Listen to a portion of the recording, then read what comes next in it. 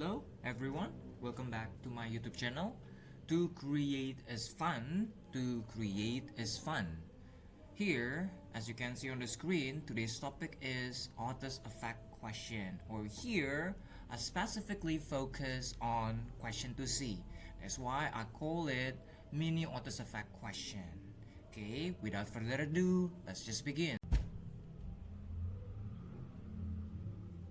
Alright, the first thing that I would like to discuss with you today is this question: what is author's effect? Now I'll begin the answer with another question. Have you ever had this experience where you laugh really hard after reading a novel? Or maybe you read different novel but you got a goosebumps instead. So those effects that happened to you did not just simply happen naturally. It was created by the author. That's what I'm telling you now. Yes. So author uses tools like language devices, choice of words to create certain effects on their audience. Okay. Alright, let's continue to the second discussion. The second discussion will be this question: why do we have to learn this particular skill? Well, if we talk about exams, speaking of IGCSE examination, you will have writing sections later in the paper to write, where you have to write a narrative, piece of narrative or descriptive. There, ideally, students will be able to make their own effects after learning how to analyze the effect created by the author. Okay, so this is not only about the examination. Okay, in life also we can make a good use of this skill. For example, when you're about to give a speech, okay, you know exactly the choice of words that you're using will affect your audience differently, right? In speech, in writing, and many other cases. Okay, so for that reasons we have the skill particularly tested in our examination. Okay. Alright, number 3. I've got these warm-up activities before explaining the question. Okay, so let's take a look at this one. Okay, warm up. I've got a couple of activities for you. So here, warm up. The first warm-up activity is to practice to infer. What is to infer? To infer is to draw a conclusion based on evidence or reasoning. Okay, so you draw a conclusion from some of the information you have. For example, let's just begin with warm-up number 1. Holding her most recent quiz paper, she skipped down the street with smiles plastered on her face. Okay, what can we infer? Okay, what can we infer might have happened to her? Okay, think about it. We've got this information that she was holding her paper. The paper was the result of the quiz, and she skipped, not just walked regularly, skipped down the street. And we've got also another information, the fact that she smiled. Okay, so according to you, what can we infer? What might have happened to her? Of course, it is very obvious that she might have received a satisfying score, right? Okay, so here, this is the full answer that I prepared for you. Alright, I use this trick a lot. Here. So we could infer that the quiz result was good and she was excited to show it to her parents. Okay, so from learning several information, we make our conclusions. Okay, that's what it means to infer. Okay, maybe let's try one more time with the warm-up activity number 2. Here, let's take a look at the information we've got here. You enter a restaurant and notice that the tables are set with clean, white tablecloths, polished silverware, and fresh flowers. The ambient music is soft and there is a pleasant aroma of freshly cooked food. What can we infer about the manager? Okay, we've got this information that everything is well organized. So What can we infer? What kind of conclusion we can take about the manager? Okay, think about it. I don't want to share my answer from the beginning. I would like you to try to infer first because this is one of the skills important that will help you in order to fact. Okay, I believe that you've got your answers. I will share mine here. Alright, here. So we could infer that the manager sets a high standard and pays attention to details. We could also infer that the manager aims for customer satisfaction. Okay, from all of the information we have here. Finally, we have arrived at section 4, which is the explanation. After this, I would like to encourage you to pause the video, take your time to read the question, and after that, I'll begin my explanation on this particular question. Okay, take your time, pause the video now. Now that you have read the question, I will explain the components of the question. Okay, let's take a look at here. Use one example from the text below to explain how the writer suggests her feelings. Use your own words in your explanation, and this is the reading text. The reading text where you will take your example. Okay, I'll get back to this later, what it means by example. Okay, so the focus of the question gives you instruction to explain how the writer suggests her feelings. Okay, so you take one of the quotes here as your example and you explain. Alright, in order for you to be able to answer this question effectively, you could use my guiding questions here. Alright, okay, so yeah, I've got guiding questions here. It will help you to explain how the writer suggests her feelings. Maybe right now, I would like you to get back to the reading text here, the short one here. As soon as you read the letter, she was held captive by the cursive writing. Her eyes grew bigger as she moved deeper into the message and soon were flooded with tears. She began sobbing uncontrollably. Okay, so this is the reading text. So the first guiding question here to be able to answer this: does the text state her feelings explicitly? Okay, after you read this short reading text here, does the text state her feelings explicitly, like telling you, oh, she was happy, she was excited? Of course not. The answer to that is no. However, for some reasons, we could infer what her feeling is, because the author has used one of their tools, which is the choice of words. Okay, now let's go back to the first guiding question. Does the text state her feelings explicitly? Of course not.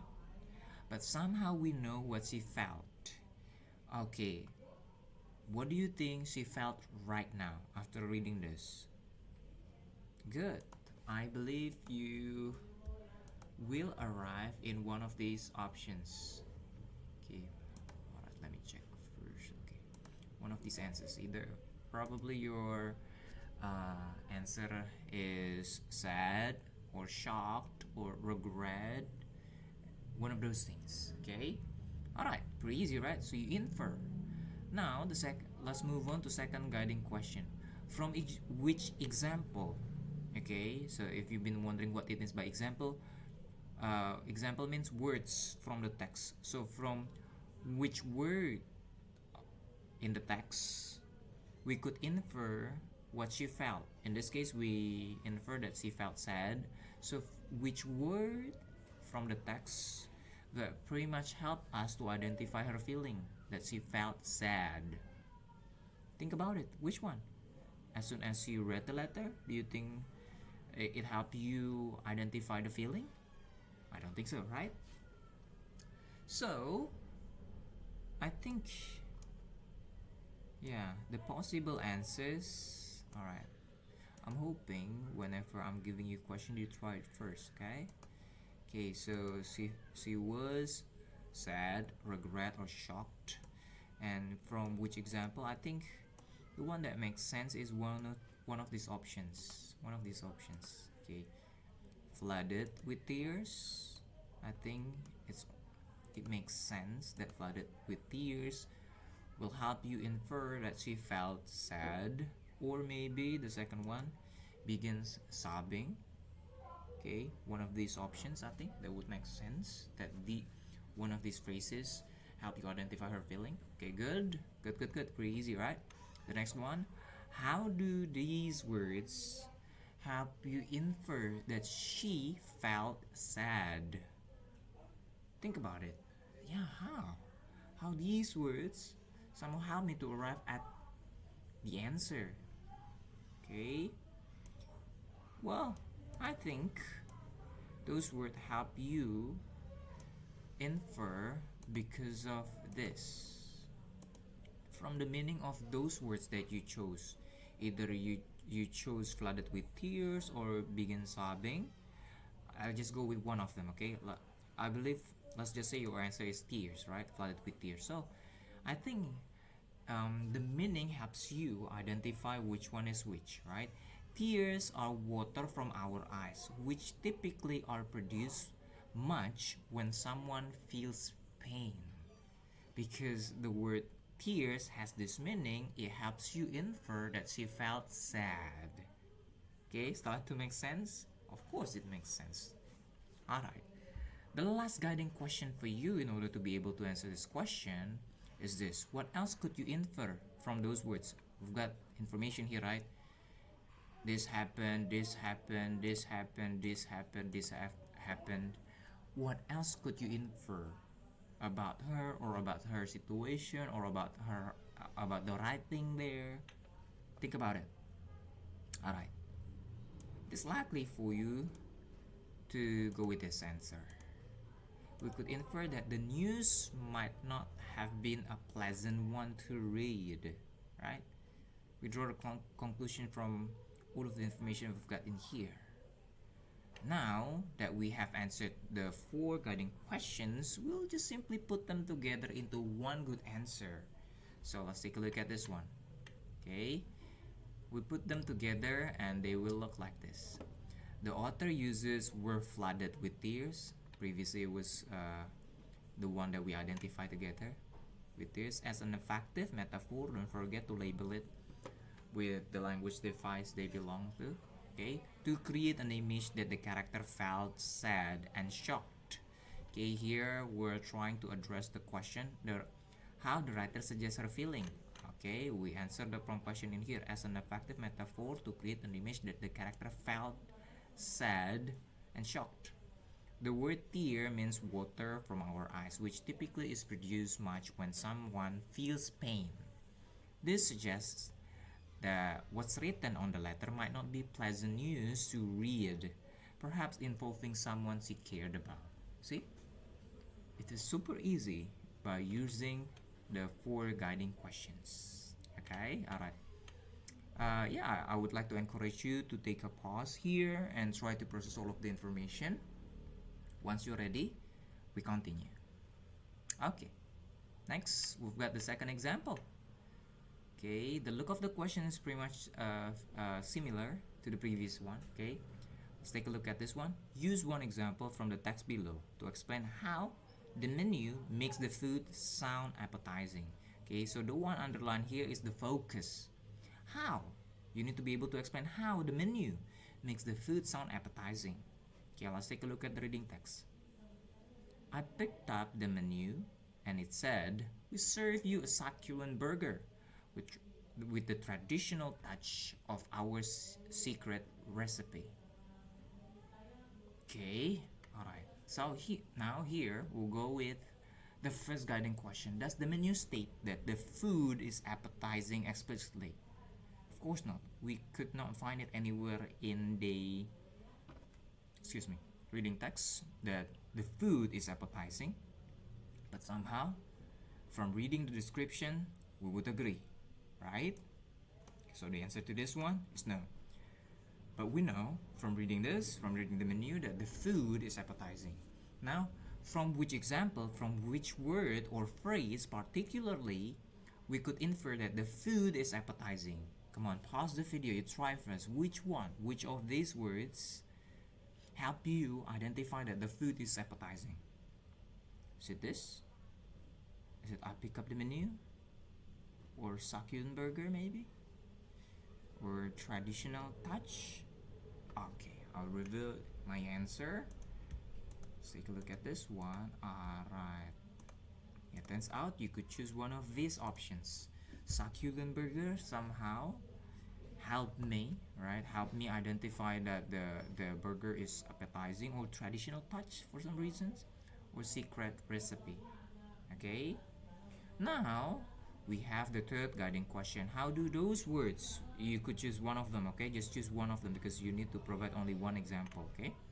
How do those words help you infer that the food is appetizing? Okay, how? How those words help you infer that the food is appetizing? Okay, so I think it's, yeah, it's, I believe it's because of the meaning, just like last time, or it could also be because the connotation that the words carry.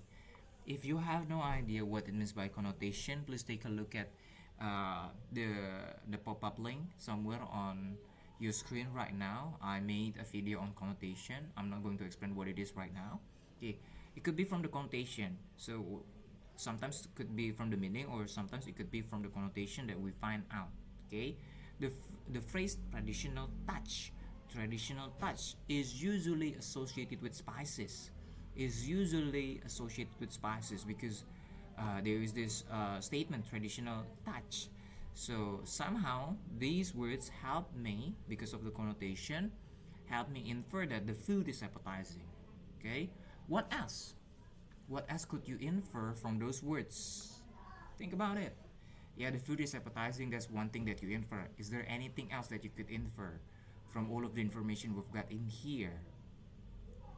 Alright, of course, here, well, we could infer or that the burger would be rich with taste, which truly brings pleasure to the eating experience. Okay, now I would like you to pause the video. You put all of the answers together into one good writing. Okay, let's take a look at my answers here. Okay, I provided you with two different answers here in case you have you have chosen different quote from the text. But let's take a look at the first one here. Okay, the author uses traditional touch as an effective imagery to create an image that the food is appetizing or mouth-watering. The word traditional is often associated with spices, and because of this suggests that the burger would be rich with taste, which truly brings pleasure to the eating experience. See, pretty easy. The second one, if you have chosen different quote or example, pretty much similar. The author uses succulent burger as an effective metaphor to create an image that the food is appetizing or mouth-watering. The word succulent refers to plants that have thick, fleshy parts adapted which store water. In this context, the word suggests that the beef inside the burger contains a lot of savory juice and chewy texture, which would guarantee an enjoyable eating experience. Quite similar, right? But here, I take definition instead, and here I take the connotation. Alright, so yeah, we continue to the last example I have for you today. Here, example number 3. Use one example from the text below to explain how the writer suggests what the view was like. Okay, take your time, pause the video to read the reading text.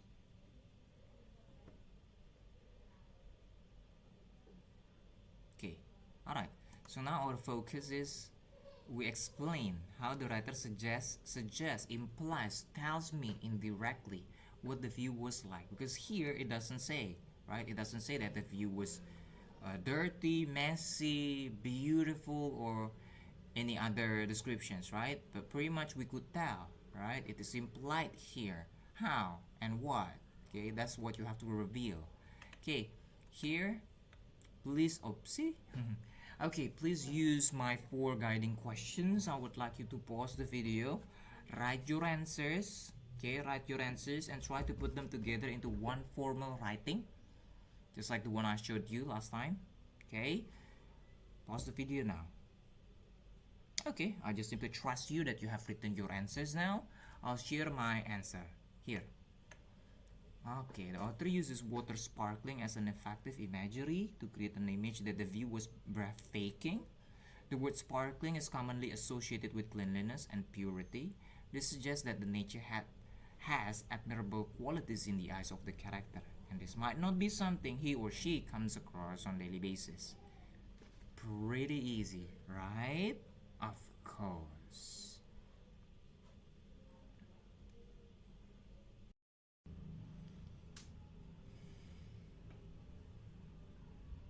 Alright, so I think that's pretty much it for today's video on Otta's effect. I'm hoping my explanation will give you some enlightenment and your score will be higher. Alright, thank you so much for watching. Don't forget to check out the rest of the videos on my YouTube channel. To create is fun, to create is fun. God bless you, everyone.